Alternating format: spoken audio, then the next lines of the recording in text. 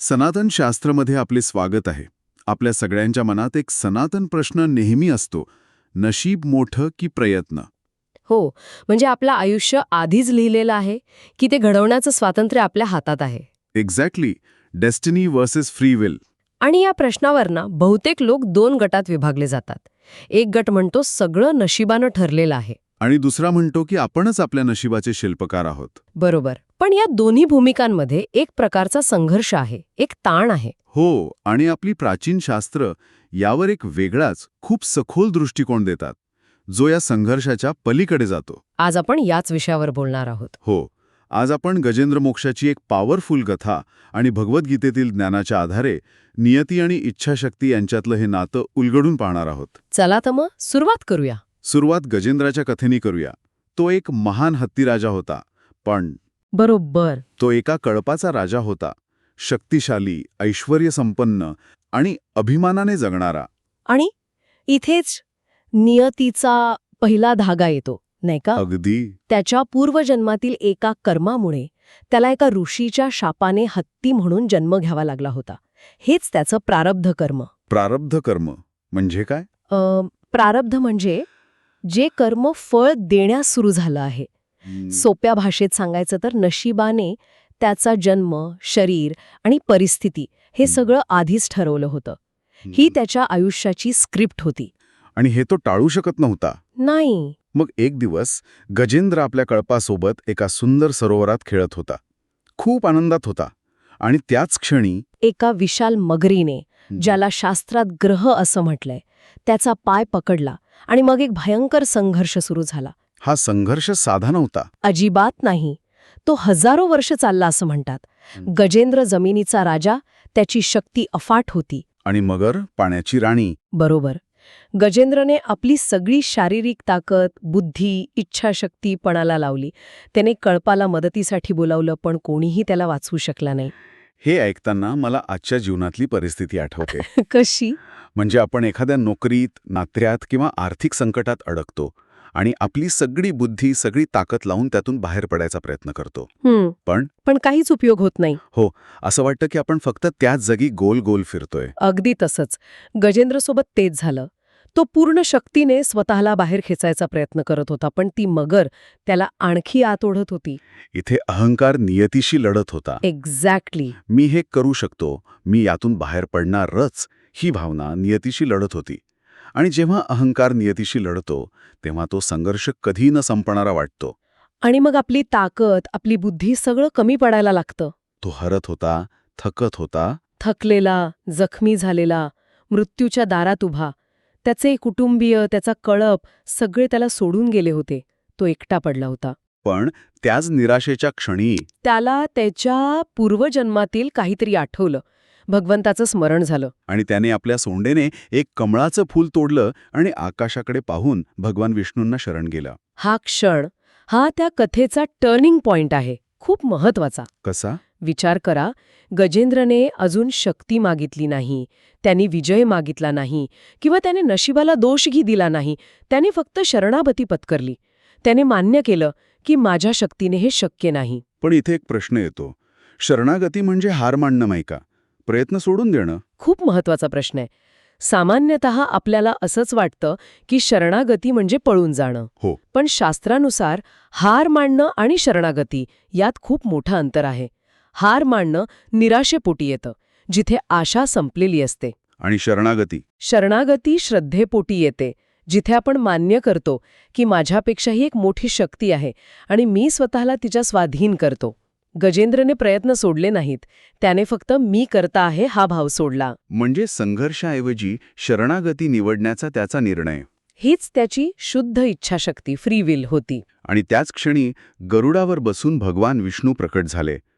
त्यांनी आपल्या सुदर्शन चक्राने त्या मगरीचा नाश केला आणि गजेंद्राला मुक्त केलं. आणि फक्त शारीरिक मुक्तीच नाही दिली, तर त्याला मोक्ष दिला. तर या कथेचा खरा अर्थ काय आहे?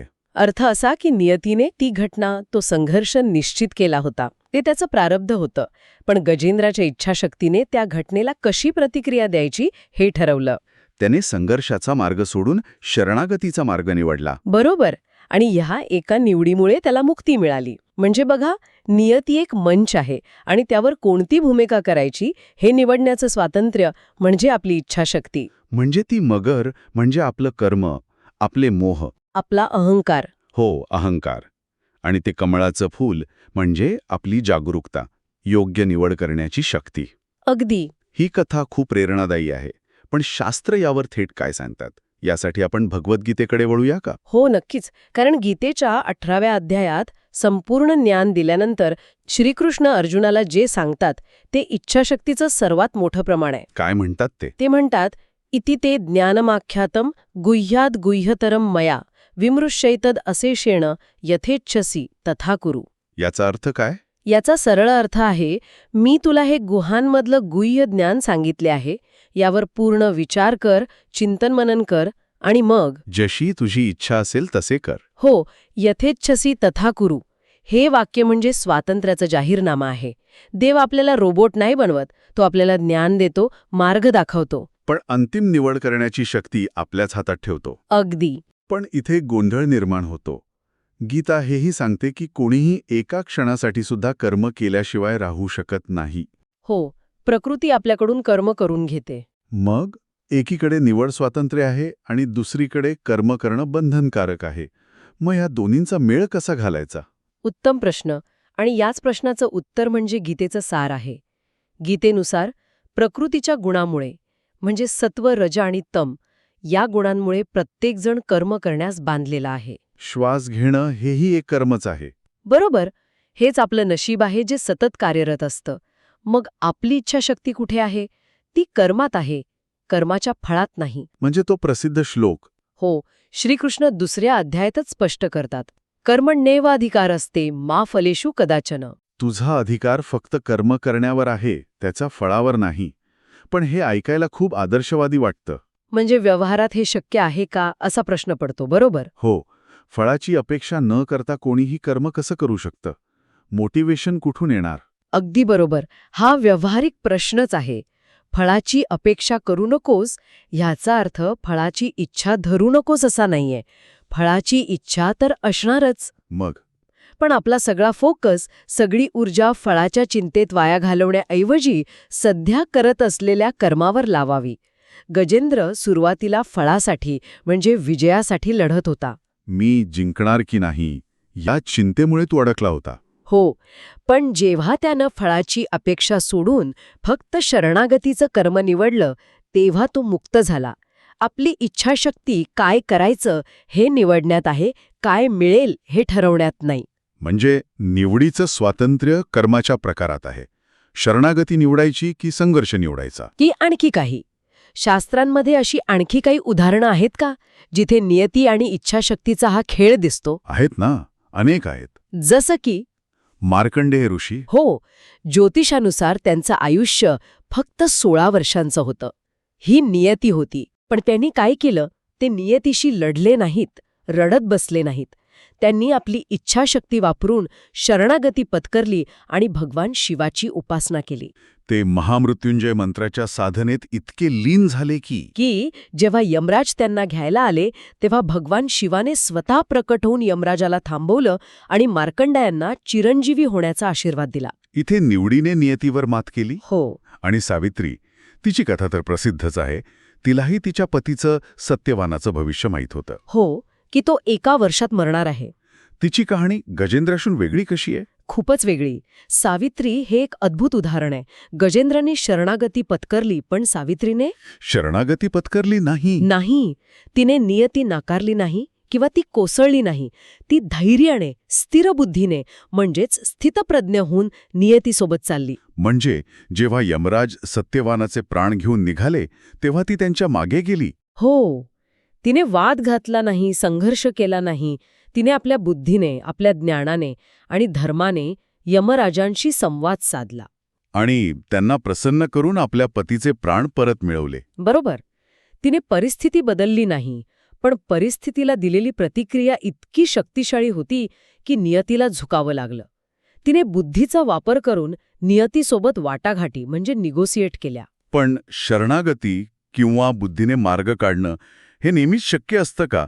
काही वेळा परिस्थिती आपल्या नियंत्रणाबाहेर असते. असतेच. मला महाभारतातले भीष्म पितामह आठवतात. हां, त्यांच्याकडे प्रचंड शक्ती होती, इच्छामरणाचं वरदान होतं, तरीही ते युद्ध टाळू शकले नाहीत. बरोबर. तिथे या समीकरणाकडे कसं बघायचं? कारण काही घटना अटळ असतात. भीष्म पितामह महाभारताचं युद्ध थांबू शकले नाहीत. ही नियती होती. त्यांना बाणांच्या शय्येवर झोपावं लागलं. हे दुःख त्यांना भोगावं लागलंच. पण त्यांना इच्छामरणाचं वरदान होतं. त्यांनी आपली इच्छाशक्ती कुठे वापरली?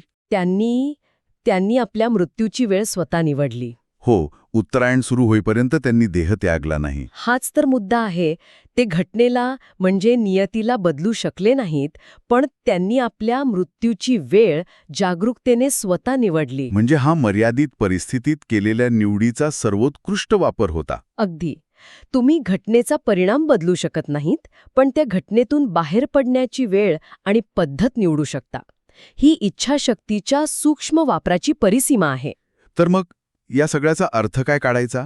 एकीकडे गजेंद्राची शरणागती, दुसरीकडे सावित्रीचा बुद्धीने केलेला संघर्ष आणि तिसरीकडे भीष्मांनी अटळ नियती स्वीकारून त्यात केलेली निवड. नियती श्रेष्ठ की इच्छाशक्ती हा वाद कधीच संपणार. हो, शास्त्रानुसार हा वादच एका विशिष्ट चेतनेच्या पातळीवरचा आहे. म्हणजे जोपर्यंत आपण स्वतःला कर्ता समजतो, मी करतोय ह्या भावनेत जगतो, तोपर्यंत आपल्यासाठी नियती आहे. कारण कर्त्याला कर्माचं फळ भोगावं लागतं. बरोबर. मग ते चांगलं असो वा वाईट. आणि जो विचारक आहे, जो आपल्या बुद्धीचा वापर करतो, निवड करतो, त्याच्यासाठी इच्छाशक्ती आहे. तो आपल्या निवडीने आपलं भविष्य घडवण्याचा प्रयत्न करतो, जसं सावित्रीने केलं. पण शास्त्र याच्याही पुढे जातं असं तुम्ही म्हणालात. एक तिसरी अवस्था आहे. हो, ती म्हणजे ज्ञाता किंवा साक्षी होण्याची. साक्षी. हो. जो साक्षी आहे त्याच्यासाठी हे दोन्हीही अस्तित्वात नाहीत. गीतेत म्हटल्याप्रमाणे तो जाणतो की मी काहीच करत नाही. मी काहीच करत नाही. हो. पाहणं, ऐकणं, श्वास घेणं, खाणं, पिणं या सर्व क्रिया प्रकृतीद्वारे घडत आहेत. माझा आत्मा, माझं खरं स्वरूप या सगळ्यापासून अलिप्त आहे. तो फक्त घडणाऱ्या घटनांचा साक्षी आहे.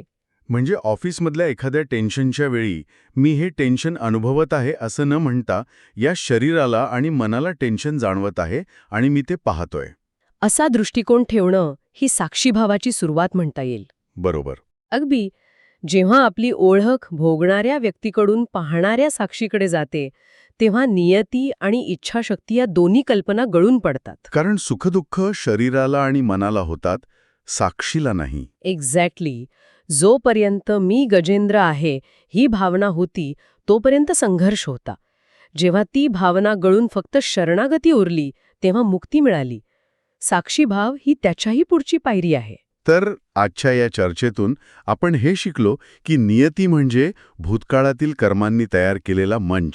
इच्छाशक्ती म्हणजे वर्तमानात आपण त्या मंचावर दिलेली प्रतिक्रिया. आणि मुक्ती म्हणजे या दोन्हींच्या पलीकडील साक्षीभावाची शांतता. आणि जाता जाता एक विचार, जो झगडतो तो कर्मात अडकतो, जो निवड करतो तो भविष्यात जातो, आणि जो साक्षी होतो तो मुक्त होतो. तुमच्या आयुष्याच्या कथेमध्ये नियती कोणतीही भूमिका देवो, पण तुमची प्रतिक्रिया निवडण्याची शक्ती तुमच्याच हातात आहे. हे ज्ञान तुमच्या प्रियजनांपर्यंत पोहोचावं असं वाटत असेल तर या भागाला लाईक, शेअर आणि सबस्क्राईब करा. आणि कॉमेंटमध्ये नक्की सांगा तुमच्यासाठी पुरुषार्थ म्हणजेच इच्छाशक्तीचा खरा अर्थ काय आहे. आणि या 3 मार्गांपैकी शरणागती, संघर्ष की साक्षीभाव तुम्हाला कोणता मार्ग अधिक जवळचा वाटतो? भेटूया पुढच्या भागात.